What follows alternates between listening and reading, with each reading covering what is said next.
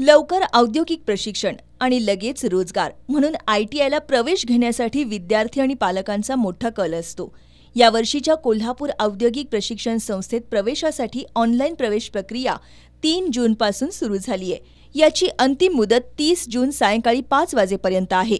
यामध्ये 5 जून ते 1 जुलै या दरम्यान ऑनलाईन अर्ज दाखल केलेल्यांचे प्रत्यक्षात कागदपत्रांची तपासणी करून प्रवेश अर्ज निश्चित करण्यात येणार आहेत। आतापर्यंत 580 हून अधिक विद्यार्थ्यांचे प्रवेश अर्ज निश्चित करण्यात आले आहेत। पहिल्या फेरीसाठी व्यवसाय आणि संस्थानिहाय विकल्प आणि प्राधान्य सादर करण्यासाठी 5 जून ते 2 जुलै हा कालावधी असणार आहे। प्राथमिक गुणवत्ता यादी 4 जुलै रोजी प्रसारित होणार आहे। यानंतर गुणवत्ता यादीबद्दल हरकती नोंदवणं आणि प्रवेश अर्जातील माहितीत बदल करणं यासाठी 4 जुलै ते 5 जुलै कालावधी देण्यात आलाय। अंतिम गुणवत्ता यादी 7 जुलै रोजी जाहीर करण्यात येणार आहे। यानंतर पहिली, दुसरी, तिसरी, चौथी प्रवेश फेरी होणार आहे। यानंतर संस्थास्तरीय समुपदेशन फेरी घेण्यात येणार आहेत।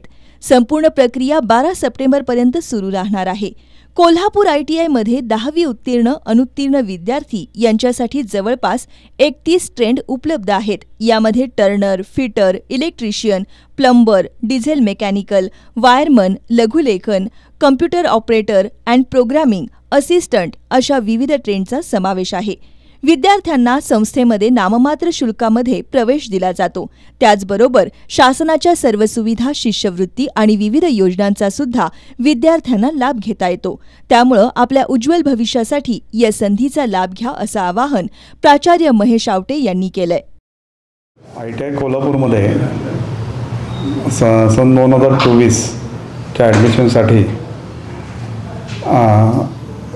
एकूण 31 स्टेटमध्ये 1340 जागा आहेत। ऑनलाईन ॲडमिशनची प्रक्रिया 3 जूनपासून सुरुवात झालेली आहे आणि त्यासाठी आता ऑनलाईन अर्ज भरायचीच प्रक्रिया सुरू आहे।